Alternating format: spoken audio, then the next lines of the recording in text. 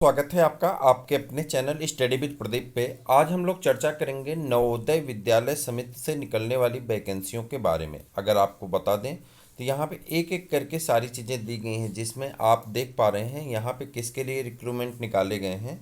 तो principal post के लिए अगर बात करें, यहीं पे टीचर, पोस्ट ग्रेजुएट टीचर यानी जिसे आप पीजीटी कहते हैं या लेक्चरर कहते हैं, और ट्रेन ग्रेजुएट टीचर जिसे आप टीजीटी कहते हैं, और भी कई कैटेगरी के लिए आपकी वैकेंसी यहाँ पे निकाल दी गई हैं। इन वैकेंसियों के बारे में एक एक करके सारी जानकारी हम लोग यहाँ से प्राप्त करेंगे, और कब इसका नोटिफिकेशन जारी होगा, नोटिफिकेशन में कितने दिन तक आप फॉर्म फिल कर सकते हैं, उसके बाद एलिजिबिलिटी क्राइटेरिया क्या है, बीएड और सीटेट की अनिवार्यता कितनी है, कहाँ पे नहीं है।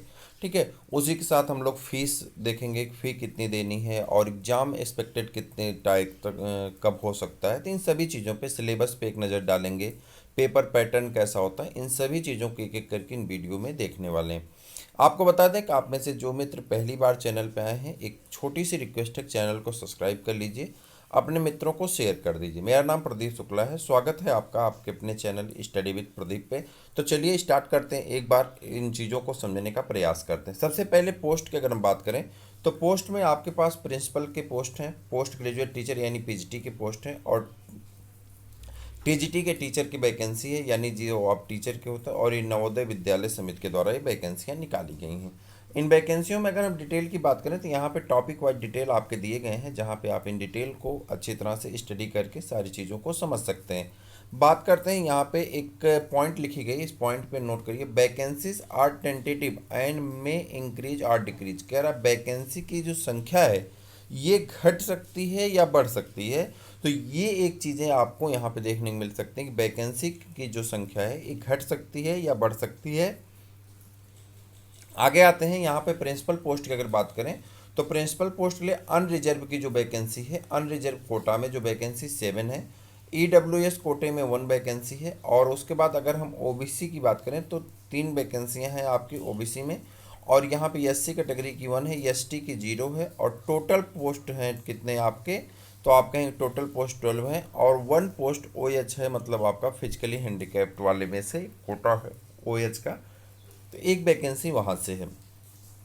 Nature of disability for the, अभी जो नेचर होती है डिसेबिलिटी जिसे दिव्यांग जन कहते हैं, तो इनके बारे में दिया गया, अलग अलग कोटा होता है, तो इनका कोटा यहाँ पे दिया गया है, किस किस कोटे से हो सकते हो।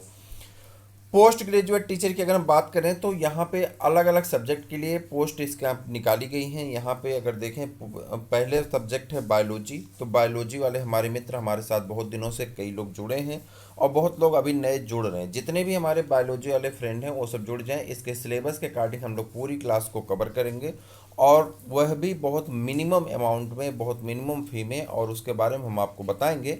और जो मित्र हमारे साथ पेड बैच में जुड़े हुए हैं उन्हें तो कोई पैसा ही नहीं पेड करना है, उन्हें बस इसके सिलेबस के अकॉर्डिंग सारी चीज़ों को पढ़ना है।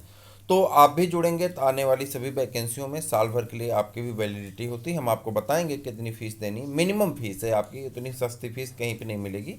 आप जुड़ेंगे तो नवोदय का आपको लाभ अवश्य मिलेगा।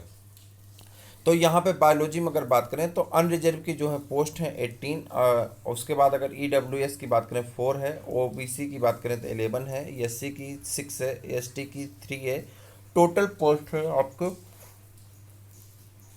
42। अगर यहाँ पे कैटेगरी की बात कर लेते हैं तो अलग अलग कैटेगरी की अलग अलग वैकेंसियाँ हैं। वहीं पे अगर बात करते हैं केमिस्ट्री की तो 24 अनरिजर्व में, 5 ईडब्ल्यूएस में है, 14 जो है ओबीसी में है, 8 एससी में है, और 4 एसटी में। टोटल 55 वैकेंसी है। कॉमर्स की इसी तरह से दिखाई दे रही आपकी, यहाँ पे देख लीजिए कॉमर्स है। कॉमर्स के बाद आपका अगर यहाँ पर आ जाते हैं टोटल की बात करें, कॉमर्स में 29 है, इकोनॉमिक्स में 83 है, वहीं पे बात करें अगर तो इंग्लिश में 37 है, ज्योग्राफी में आपके 41 है, हिंदी में बात करें तो सिर्फ 20 है, हिस्ट्री में 23 है, उसके बाद मैथ्स में 26 है, बात करते हैं फिजिक्स में 19 है, और यहाँ पे कंप्यूटर साइंस में आपके जो पोस्ट हैं वो हैं 22। ठीक है, उसके बाद यहाँ पे आ जाते हैं एक कोटा वालों का जो है, जो फिजिकली हैंडीकैप्ड है यानी दिव्यांगजन हैं, उनके बारे में यहाँ पे दिया गया है। ये देखिए यहाँ पे इनका फुल फॉर्म वगैरह दिया गया है, कैसे कैसे इनके फुल फॉर्म, तो यहाँ पे सिर्फ कोड से उनको इंडिकेट किया गया है। जिनके पास वह कोटा होगा वो इस कोड के बारे में समझ रहे होंगे, आप बहुत ज़्यादा इस पर लोड लेने की आवश्यकता नहीं है। जिनको उसकी आवश्यकता हो, जैसे जो दिव्यांगजन होंगे, मतलब ईश्वर की दृष्टि में यही माना जाता है कि कोई पाप के जुर्म में ईश्वर ने उन्हें ऐसा किया है, तो इन दिव्यांग जनों की जो ईश्वर ही सहायता करता है लेकिन उन्हें आगे बढ़ने में मदद करता है, तो उन्हें अपने कोटा जो सर्टिफिकेट बनता है उनको पता होगा कि कौन सा कोटा है। तो एक मान लीजिए है जो चीज़ें हैं। उसके बाद अगर हम टीजीटी की बात करते हैं, तो टीजीटी में अगर हम पोस्ट की बात करें तो पोस्ट यहाँ पे देखिए टीजीटी में लिखी गई हैं। इंग्लिश की जो पोस्ट है वो है 144, अगर हिंदी की बात करें 147, अगर मैथ्स की बात करते हैं 167, साइंस की 101, और उसके बाद अगर बात करें सोशल की तो 124। कितनी वैकेंसी? और इसके बाद फिजिकल की सीटें अलग अलग, मतलब फिजिकली हैंडीकैप्ड की सीटें अलग अलग इंडिकेट की गई हैं। अब इसके बाद train graduate teacher third language की अगर हम बात करें तो यहाँ पे देखिए असमिया है, बोडो है, और उसके बाद थर्ड लैंग्वेज में आपका गारो है, गुजराती है, कन्नड़ है, काशी है, मलयालम है। इन सभी वैकेंसियाँ पोस्ट के हिसाब से अलग अलग लैंग्वेज की निकाली गई हैं।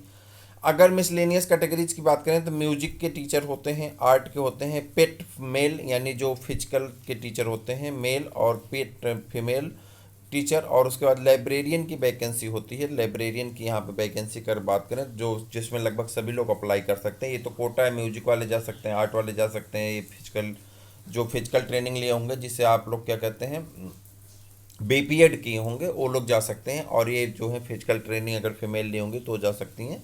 यहाँ पे लाइब्रेरियन की अगर हम बात करें तो लाइब्रेरियन के पोस्ट यहाँ पे दिखाई दे रहे हैं 53।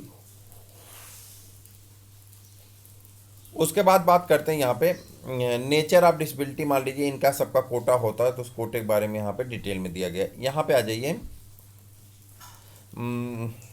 हाँ, reservation for the person of the bank venture disability. अच्छा ठीक, ये आ जाए पोस्ट।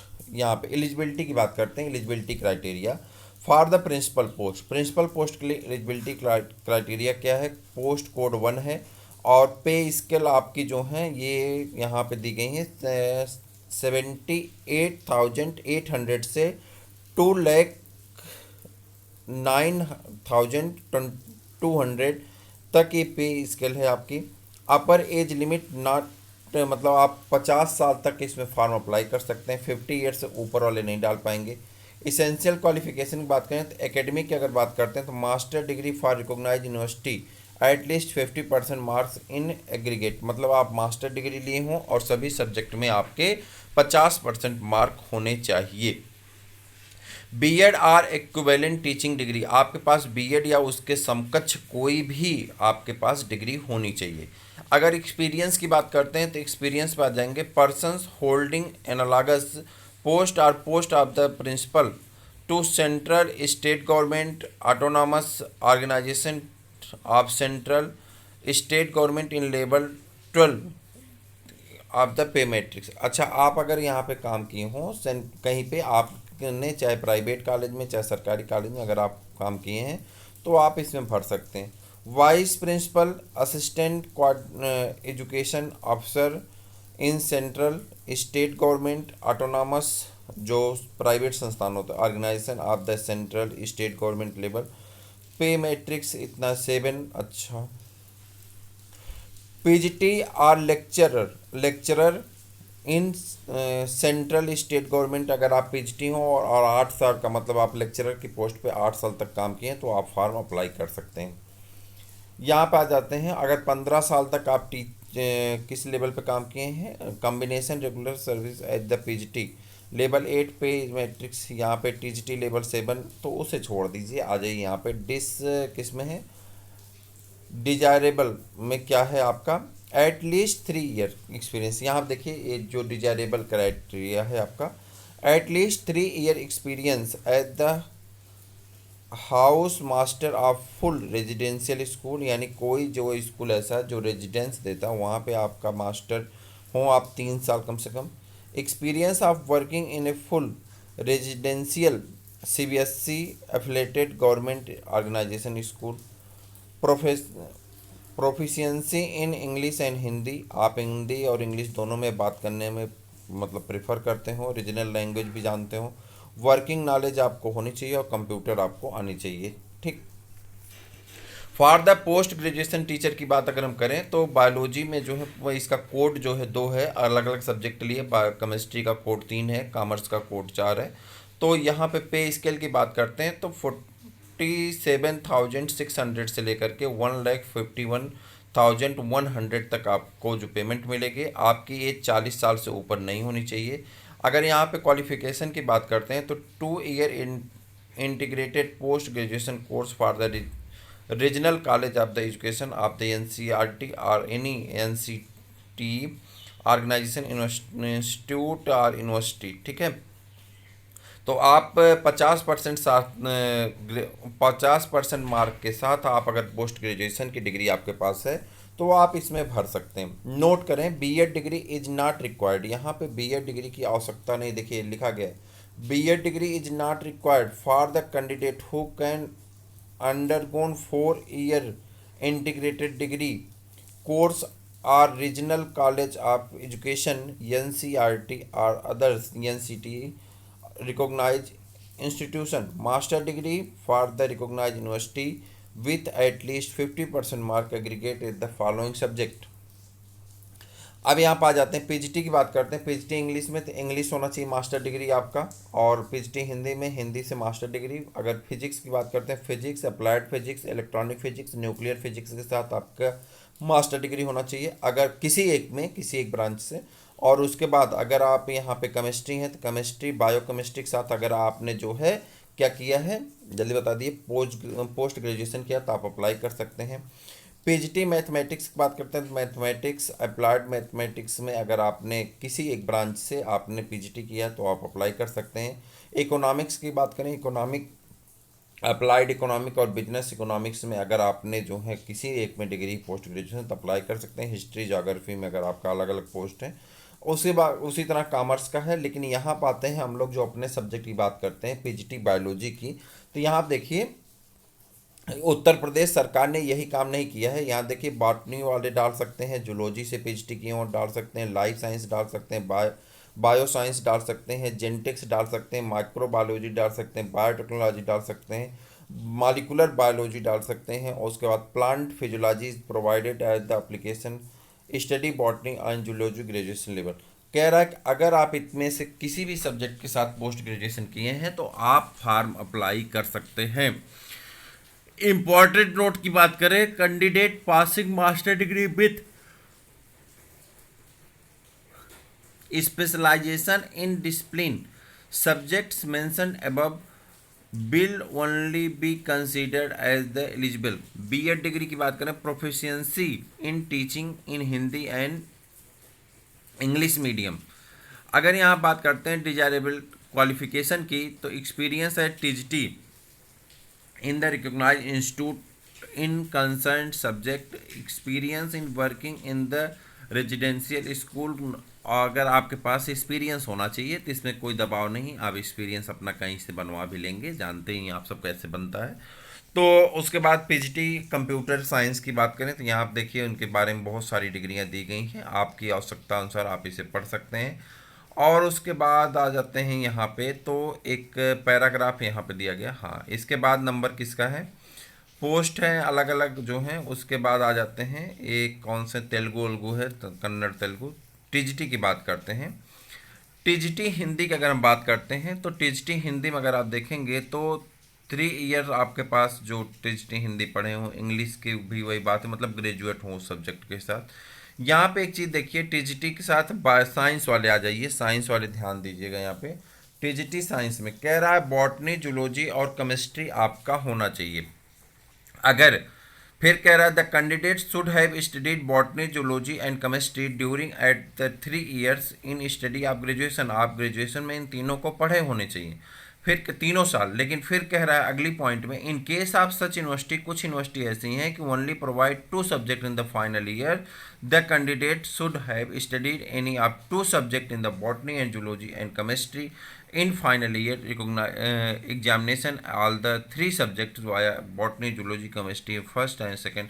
कह रहा है कि आप कम से कम तीनों सब्जेक्ट तो 2 साल पढ़े ही होंगे और इसमें से तीनों सब्जेक्ट में से 2 साल पढ़ा होना जरूरी है। और थर्ड ईयर में आपका कोई भी कॉम्बिनेशन हो, चाहे जूलॉजी के साथ बॉटनी हो, चाहे बॉटनी के साथ केमिस्ट्री हो, चाहे जूलॉजी के साथ केमिस्ट्री हो, आप फॉर्म अप्लाई कर सकते हैं। In case of honour degree in any of the above mentioned 3 subjects, the candidate must have studied other 2 subjects in any 2 years course. कह रहा है कि अगर आपने 2 साल कोई कोर्स पढ़ा है तो आप उसमें अप्लाई कर सकते हैं। फॉर टीचटी सोशल साइंस उस वही चीज़ें यहाँ पे लिखी गई। फॉर टीचटी थर्ड लैंग्वेज, अब यहाँ पर आ जाते हैं इंपॉर्टेंट नोट में। तो कह रहा है कि यहाँ पे देखिए इसकी जो क्राइटेरिया है एलिजिबिलिटी, कह रहा है the conditions of at least 50% mark of the aggregate in the degree course is to be constructed at the having 50% mark pass आपके साथ ग्रेजुएशन की डिग्री होनी चाहिए। और सबसे बड़ी चीज़ यहाँ पे लिखी गई है कि आपको सीटेट एग्ज़ाम पास होना अनिवार्य है। आपको सीटेट एग्ज़ाम पास होना चाहिए, डिग्री होनी चाहिए आपके पास बीएड की, और तभी आप इसमें फॉर्म अप्लाई कर सकते हैं। अब उसके बाद आ जाते हैं यहाँ पे देखिए कुछ जो है आपके अलग अलग सब्जेक्ट के बारे में दिए गए हैं। यहाँ पे जो आपका रिजर्वेशन है तो एसटी को 5 साल का मिलता है, एससी एसटी को 5 ईयर का रिजर्वेशन होता है, नॉन क्रीमी लेयर वालों को 3 ईयर का होता है यानी ओबीसी को। वहीं पे अगर बात करें 10 ईयर किसको मिलता है तो आप कहेंगे वोमेंस किसमें, all categories only in the applying the TGT PhD and miscellaneous category teacher post. अच्छा है। रेगुलेशन एनबीएस एम्प्लॉयज को नो एज रिलैक्सेशन मिलता है, और कैंडिडेट 3 ईयर रिजर्वेशन किसको मिलते हैं। तो एक कुछ रिजर्वेशन हैं जो यहाँ पे काम करते हैं तो उनको रिजर्वेशन की बात हो गई। अब यहाँ पे आ जाते हैं रिजर्वेशन के बाद सबसे बड़ी चीज़ है जो आपकी क्वालिफिके वो है, क्या कहते हैं, एक सिलेबस है एक तरह का कि इसमें क्या क्या आएगा। तो आप देखिए scheme of examination for the post of principal. Principal की बात करते हैं तो रीजनिंग और न्यूमेरिकल एबिलिटी 10 क्वेश्चन होंगे 10 नंबर के लिए। सेकेंड पार्ट है जनरल अवेयरनेस जो है 20 क्वेश्चन 20 मार्क के लिए। उसके बाद थर्ड पार्ट है language competency test general eligibility and general Hindi 10 mark के लिए, और 10 मार्क के लिए इंग्लिश। तो टोटल 20 क्वेश्चन होंगे और 20 नंबर के होंगे। उसके बाद एकेडमिक रेजिडेंस का जो है 50 क्वेश्चन पूछा जाता है आपका। उसके बाद जो है आपका एडमिनिस्ट्रेशन के 50 क्वेश्चन पूछे जाते हैं, और टोटल 150 क्वेश्चन पे आपकी मेरिट बनती है। 3 आवर्स आपको मिलते हैं, और 3 आवर में आपको अपने क्वेश्चन को कंप्लीट करना है। उसके बाद बात करते हैं पोस्ट ग्रेजुएशन के लिए। जनरल अवेयरनेस के 10 क्वेश्चन होंगे 10 मार्क के लिए, रीजनिंग एबिलिटी के 20 क्वेश्चन होंगे 20 मार्क के लिए, और नॉलेज ऑफ आईसीटी तो उसके 10 क्वेश्चन 10 मार्क के लिए, टीचिंग एप्टीट्यूड 10 क्वेश्चन 10 मार्क। उसके बाद यहाँ पर आ जाते हैं तो आपका सब्जेक्ट क्राइटेरिया, जो सब्जेक्ट से आपके 80 क्वेश्चन पूछे जाएंगे 80 मार्क के लिए, और आपको 3 आवर का जो ड्यूरेशन मिलता है। उसके बाद टोटल वैकेंसी होती हैं आपकी 130 और 130, लेकिन यहीं पे दिया गया पार्ट 6 में आपके जो हैं हिंदी और इंग्लिश के 20 क्वेश्चन होंगे, लेकिन वह सिर्फ क्वालिफाइंग नेचर के होंगे। आपको हिंदी में भी 40% स्कोर करना होगा और इंग्लिश में भी 40% स्कोर करना होगा। अगर कोई व्यक्ति जो है हिंदी और इंग्लिश में फेल हो जाता है यानी, तो उसके फर्स्ट टू 5 पार्ट की कॉपी नहीं चेक की जाएगी, यानी कहने का अर्थ है कि वो ऑलरेडी फेल मान लिया जाता है। वहीं पर अगर हम पीएचडी की बात करते हैं तो यहाँ पे जो है वही चीज़ सेम है जो पीएचडी का वही सेम है, बस वहाँ पे जो है आपका पीएचडी में रीजनल एबिलिटी है वो 20 है, यहाँ पे 10 है। टोटल 120 नंबर का पेपर होता है, और लैंग्वेज की जो बात होती है यहाँ पे वो 15-15 क्वेश्चन की होती है। नहीं देखिए, language competency general Hindi English and in the regional language 10 number आपका रीजनल लैंग्वेज से पूछा जाता है। आपको फिल करना होगा कि आप कौन से रीजनल लैंग्वेज भरेंगे, तो उस रीजनल लैंग्वेज के हिसाब से आपको प्रश्न मिलेंगे और आपको करना होगा। अब उसके बाद रीजनल लैंग्वेज में अगर देख लीजिए कौन कौन सी हैं, यहाँ पे असमिया है, बंगाली है, गुजराती है, हिंदी है, कन्नड़ है, मलयालम है, मैनपुरी है, मराठी है, डोडो है, नेपाली है, उड़िया है, पंजाबी है, तमिल है, तेलुगु है, उर्दू है और काशी है। ये सभी हैं आपके। तो इसके बाद यहाँ आ जाते हैं रजिस्ट्रेशन कब से ओपन हो रहा है, तो 2 जुलाई 2022 से आप रजिस्ट्रेशन कर पाएंगे। ऑनलाइन रजिस्ट्रेशन होगा। रजिस्ट्रेशन क्लोज कब होगा, 22 जुलाई को। फीस डिपॉजिट होगी आपकी कब, जो है फीस डिपॉजिट होगी आपकी 2 जुलाई से डिपॉजिट होने लगेगी। फ़ी क्लोज हो जाएगी 22 दिसंबर को। और एग्ज़ाम की डेट, आप सीबीटी एग्ज़ाम जो आपका सीबीटी होगा कंप्यूटर्स पे पेपर होगा, और उस पेपर को अभी डेट नहीं है, वो डेट आपको बता दी जाएगी। तो जब आप फॉर्म भरेंगे तो उसके बारे में आपको जानकारी मिल जाएगी। चैनल को सब्सक्राइब किए रहेंगे तो हम खुद ही आपको बताते रहेंगे कब कब क्या क्या हो रहा है। तो ये एक बड़ी जानकारी थी जो आप सभी लोगों के लिए महत्वपूर्ण थी। मुझे उम्मीद है कि आपको अच्छा लगा होगा। अपने मित्रों को भी शेयर करिए, लाइक करिए, सब्सक्राइब करिए। फिर मिलते हैं किसी और वीडियो में, तब तक के लिए इजाज़त दीजिए। जय हिंद।